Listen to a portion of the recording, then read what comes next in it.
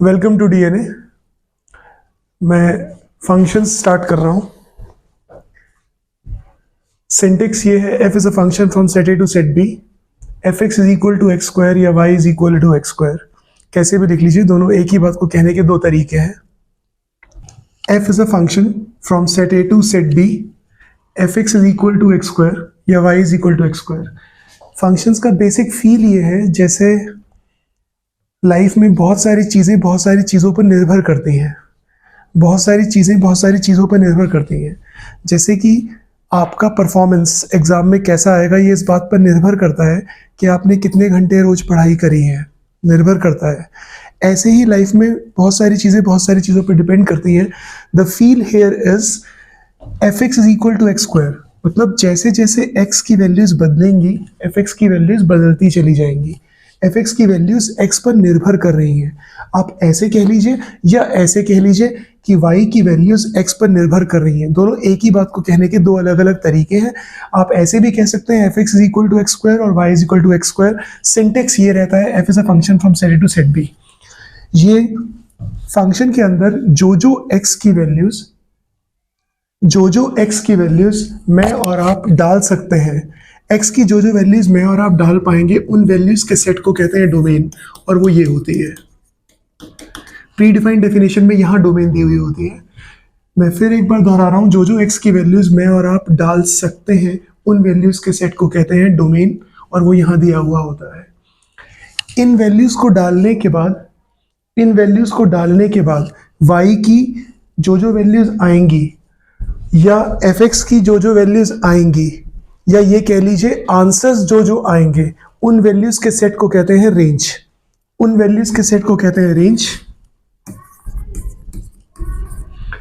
और ये रेंज जिस मैक्सिमम जगह के अंदर रहती है, उस जगह को कहते हैं कोडोमेन। वो यहां दी हुई होती है। एक बार मैं रिवाइज करा दे रहा हूं। फंक्शन का सिंटेक्स है, f is a function from set A to set B. ऐसे लिखते हैं, चाहे आप y को x के टर्म्स में लिख लीजिए, चाहे आप fx को x के टर्म्स में लिख लीजिए, दोनों एक ही बात को कहने के दो तरीके हैं कि y की वैल्यूज x पर निर्भर कर रही हैं, fx की वैल्यूज x पर निर्भर कर रही हैं। जैसे कि जिंदगी में बहुत सारी चीज़ों पर निर्भर करती हैं। x के बदलने से fx की वैल्यूज बदलेंगी। यहाँ तीन कॉन्सेप्ट्स आए। जो x की वैल्यूज मैं और आप डाल पाएंगे, जो x की वैल्यूज हम लोग सवाल में डाल सकते हैं, उन वैल्यूज के सेट को कहते हैं डोमेन। इन वैल्यूज को डालने के बाद आंसर्स जो आएंगे, y की वैल्यूज जो आएंगी या fx की वैल्यूज जो आएंगी, उन वैल्यूज के सेट को कहते हैं रेंज। और ये रेंज जिस मैक्सिमम जगह के अंदर, जिस मैक्सिमम दायरे के अंदर ये रेंज रहती है, मतलब रेंज और बड़ी हो सकती है, और बड़ी हो सकती है जी, इस मैक्सिमम दायरे के बराबर हो सकती है, पर इस मैक्सिमम दायरे को एक्सीड नहीं कर सकती। तो ये जो मैक्सिमम दायरा जिसके अंदर रेंज ने रहना है, उस मैक्सिमम दायरे को कहते हैं कोडोमेन। वो यहां दी हुई होती है। तीन चीजें, one is domain, other is range, other is codomain. Domain जो अंदर घुसा, रेंज जो बाहर आया, और ये जो बाहर आई वैल्यूज ये जिस जगह के अंदर रही, उस जगह को कहते हैं कोडोमेन। मुझे लगता है तीनों बातें क्लियर समझ में आ गई होंगी जी। ये फंक्शन का सिंटेक्स है। फंक्शन के अंदर बहुत सारी बारीक चीजें होती हैं। पूरी 11th के स्टार्ट से लेके 12th के एंड तक आईआईटी की प्रिपरेशन की ड्यूरिंग सबसे धाकड़ अगर कोई सेगमेंट है, कोई भी इंजीनियरिंग के लिए प्रिपेयर करता हुआ स्टूडेंट ये जानता है कि पूरे 2 साल की मेहनत में सबसे ज़्यादा डोमिनेटिंग अगर कुछ है तो वो है फंक्शंस। मतलब एक तरीके से 2 साल में सबसे ज़्यादा सेगमेंट जो कवर करता है वो फंक्शंस है। अगर इसकी डेप्थ किसी ने छुई है तो वो आईआईटी के पेपर में बैठने के लायक है, कॉम्पिटिशन्स में जो इंडिया में गवर्नमेंट सीट लेने के लायक है, अगर वो इस फंक्शंस की डेप्थ को ठीक से समझता है। तो यहाँ चीज़ क्या है, फंक्शंस में आप 10 किताबें खोल के देखेंगे, इतनी बारीक बातें होती हैं, और वो सारी बारीक बातों का ध्यान रखना पड़ता है। बहुत बारीक रूल्स होते हैं। For every x there should be this in y, for every y there should be this in x जी। ऐसे हज़ारों रूल्स को याद करने की बजाय अगर आपको अच्छा लगे तो मैं अपना एक तरीका दे रहा हूँ, ध्यान से समझ लीजिए। आपके पास 2 तरीके हैं, या तो किताबें पढ़ लीजिए, 10 किताबें मार्केट से उठा लीजिए, और उनसे आप अलग अलग फंक्शंस को पढ़ेंगे तो भी सारी बारीकियां कैचअप नहीं कर पाएंगे। मैं कोशिश कर रहा हूं कि मैं आपको अपना एक तरीका दूं जी। ये पूरे के पूरे फंक्शंस का, पूरे के पूरे फंक्शंस का सुपर ब्रह्मास्त्र होगा।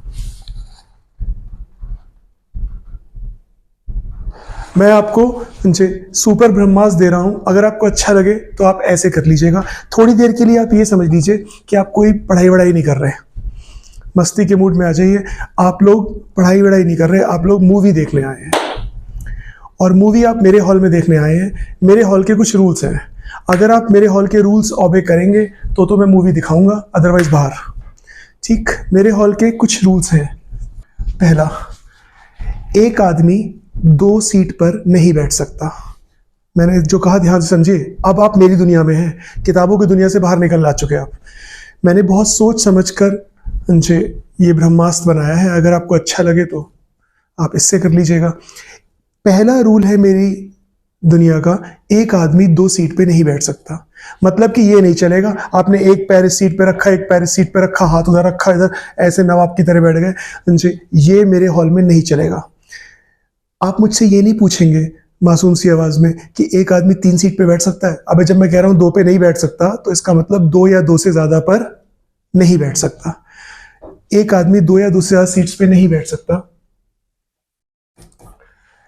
दूसरा इज 2 आदमी एक सीट पर बैठ सकते हैं। 2 आदमी एक सीट पर बैठ सकते हैं मतलब ये पॉसिबल है कि आप संपूर्ण परिवार के साथ आइए, गोद में लेके बैठ जाइए, मुझे कोई दिक्कत नहीं है। 2 आदमी एक सीट पे बैठ सकते हैं। शब्दों का इस्तेमाल ध्यान से समझिए। मैंने कहा है 2 आदमी एक सीट पर बैठ सकते हैं, ये नहीं कहा बैठेंगे। सकते हैं क्योंकि बोला है, तो इसका मतलब ये फ्लेक्सिबल है। हो जाए तो भी ठीक है, ना हो जाए तो भी ठीक है। 2 आदमी एक सीट पर बैठ सकते हैं। 2 आदमी एक सीट पर बैठ जाए तो भी ठीक है, ना बैठ जाए तो भी ठीक है। थर्ड इज सीटें खाली बच सकती हैं। दोस्त, ऐसा हो सकता है कि सीट है पर आदमी नहीं है, सीट है पर आदमी नहीं है, सीटें खाली बच सकती हैं। जी, शब्दों के इस्तेमाल से फिर समझ में आ रहा है, फ्लेक्सिबल रूल है। बच जाए खाली सीट तो भी ठीक है, ना बच जाए तो भी ठीक है, सीटें खाली बच सकती हैं। तो चौथा इज आदमी खड़ा नहीं रह सकता। आदमी आया है तो सीट तो उसे मिलेगी। चाहे अब आपके दिमाग में हो सकता है ये आ रहा हो कि अगर सारी सीटें भरी हुई तो आदमी कैसे बैठेगा। कोई बात नहीं, अगर सारी सीटों पे कोई ना कोई बैठा है तो मैं आदमी को किसी की गोद में बैठा दूंगा। कोई किसी की गोद भर देंगे, मतलब वैसे नहीं, आप समझ गए होंगे। Is this clear? गोद भर देंगे, और अगर इसकी गोद भरी हुई है तो किसी और की गोद भर देंगे। पर आदमी खड़ा नहीं रह सकता। आदमी आया है तो सीट तो उसे मिलेगी। Now this is must. मैं एक बार स्टार्टिंग से दोहरा रहा हूं कि मेरे ब्रह्मास्त्र के अकॉर्डिंग आपको क्या करना है। 4 रूल्स का ध्यान रखना है। पहला रूल, एक आदमी 2 सीट पे नहीं बैठेगा तो नहीं बैठेगा, मस्ट है ये, नहीं बैठेगा। दूसरा, अब तक तो आपको याद भी हो गया होगा, आप ही बता सकते हैं। दूसरा, सीटें खाली बच सकती हैं। सीटें खाली बच सकती हैं, बच जाए तो भी ठीक है, नहीं बच जाए तो भी ठीक है। 1 2 3 4 रूल्स जो है, इन्हें ध्यान से अगर आपने समझ लिया, जी, मैंने शुरुआत से आपको बिल्कुल सेट कर दिया कि पहला रूल कहता है एक आदमी 2 सीट पे नहीं बैठेगा, मतलब 2 या 2 से ज़्यादा सीट पर नहीं बैठेगा। ऐसे नवाबी शौक मेरे हॉल में नहीं चलेंगे कि नवाबों की तरह बैठे हैं, उठा के बाहर फेंक दूंगा। जी, दूसरा रूल इज 2 आदमी एक सीट पर बैठ सकते हैं, जिसका कि मतलब मैंने बताया था कि गोद में लेके बैठना अलाउड है, मुझे कोई दिक्कत नहीं है। मेरे हॉल में गोद में लेके बैठना अलाउड है। आप 10 लोगों को गोद में लेके बैठ जाइए, मैं छत खुलवा दूंगा, ऊपर लटक जाए, कोई दिक्कत नहीं है। ज़्यादा से ज़्यादा क्या होगा, नीचे के 1-2 मरेंगे तो उनको मैं बैठने नहीं दूंगा, उनको उठा के बाहर फेंक दूंगा। क्यों? क्योंकि मैं लाशों को नहीं बिठाता किनको हूँ, आदमियों को। Got it? गोद में लेके बैठना अलाउड है। 2 या 2 से ज़्यादा आदमी एक सीट पर बैठ सकते हैं, तो बैठ जाए तो भी ठीक है, और ना बैठ जाए तो भी ठीक है। तीसरा रूल इज सीटें खाली बच सकती हैं, खाली पड़ी हैं। मैं कह रहा हूं पूरा हॉल ही खाली पड़ा है, सीट है आदमी नहीं है, सीट है आदमी नहीं है, मैं क्या करूं यार, चलेगा, कोई दिक्कत नहीं है, सीटें खाली बच सकती हैं, फ्लेक्सिबल रूल है। उनसे इसलिए ऐसा। फोर्थ इज आदमी खड़ा नहीं रह सकता, आदमी आया है तो सीट तो उसे मिलेगी मिलेगी। सारी सीटें भरी हुई हैं तो भी कोई बात नहीं, किसी की गोद में बैठा देंगे, उसकी गोद भरी हुई है तो किसी और की गोद खाली होगी वहां बैठा देंगे, लेकिन आदमी आया है तो सीट तो मिलेगी मिलेगी। तो एक इंटेलिजेंट स्टूडेंट ये अब तक ग्रास्प कर चुका होगा कि दो मस्ट कंडीशंस हैं, एक पहला और एक चौथा, दो मस्ट कंडीशंस हैं। ये दोनों हो गई तो फंक्शन हो जाएगा, अगर ये दोनों नहीं हुई तो फंक्शन नहीं होगा। इन दोनों को अगर एज अ कंपोजिट स्टेटमेंट बोल दें, एज अ कंपोजिट स्टेटमेंट एक साथ बोल दें, तो पहला कहता है जी एक आदमी दो या दो से ज्यादा सीट पे नहीं बैठेगा, और चौथा कहता है हर आदमी बैठेगा। अबे तो एक साथ बोल देना इसे, हर आदमी बैठेगा और बस एक ही सीट पे बैठेगा, दैट इज इट, हो गया फंक्शंस। जी मैं एक बार फिर से रिवाइज करा दे रहा हूं, हर आदमी बैठेगा और बस एक ही सीट पे बैठेगा, खत्म कहानी, फंक्शंस हो गया। मुझे पता नहीं, आपको पता नहीं चला होगा जी कब मस्ती मस्ती में ये दिमाग में घुसा। कुल मिला के फंक्शंस के लिए हर आदमी बैठेगा, चौथा इज हर आदमी बैठेगा, और पहला इज दो या दो से ज्यादा पे नहीं बैठेगा, तो मतलब एक ही पे बैठेगा। हर आदमी बैठेगा और एक सीट पे बैठेगा, ये फंक्शंस हो गया। अदरवाइज अगर ये दोनों बातें नहीं हुई तो फंक्शन नहीं होगा। मुझे लगता है बात समझ में आ गई होगी। अब मैं ये तो बता दूं ना, कम से कम इतनी देर से जो मैं हंसी मजाक कर रहा था, इसमें मैं चीख चीख के कह रहा था आदमी आदमी आदमी, ये आदमी है क्या? ये जो मैंने मस्ती में आदमी बोला है, ये एक्स की वो वैल्यूज हैं जो कि मैं कहां से ले सकता हूं? डोमेन से। लिसन वेरी केयरफुली नाउ जी, आदमी मस्ती में मैंने जिन्हें बोला है ये वो एक्स की वैल्यूज है जो कहां से ले सकता हूं? डोमेन से। Got it? और जिन्हें मैंने मस्ती में सीटे आधे घंटे से सीटे कर रहा हूं, ये वो वाई की वैल्यूज है जो कहां से उठाएंगे? कोडोमेन से। ये वो वाई की वैल्यूज है जो कहां से उठेंगी? कोडोमेन से। आदमी क्या है? एक्स की वो वैल्यूज जो डोमेन से, और सीटें क्या है? वाई की वो वैल्यूज जो कि कहां से मानूंगा? सुन बे, ये नहीं बोलेगा तू रेंज से, वाई की वो वैल्यूज जो कहां से मानूंगा? कोडोमेन से। जी एक बार फिर सेट कर दे रहा हूं जी, आदमी एक्स की वैल्यूज डोमेन से, सीटें वाई की वैल्यूज कोडोमेन से। जी और कुल मिला के थीम, हर आदमी बैठेगा और सिर्फ एक ही सीट पे बैठेगा। अब आजकल कॉम्पिटिशन्स में जी इतना जबरदस्त इन है, मैपिंग्स के क्वेश्चंस आते हैं क्योंकि सारा फॉर्मेट ऑब्जेक्टिव हो चुका है। और अगर कोई आईएससी बोर्ड में है तो आईएससी बोर्ड में तो स्टार्टिंग से ही मैपिंग्स कराई जाती हैं। इस तरीके की मैपिंग्स आपको दी जाएंगी और आपसे पूछा जाएगा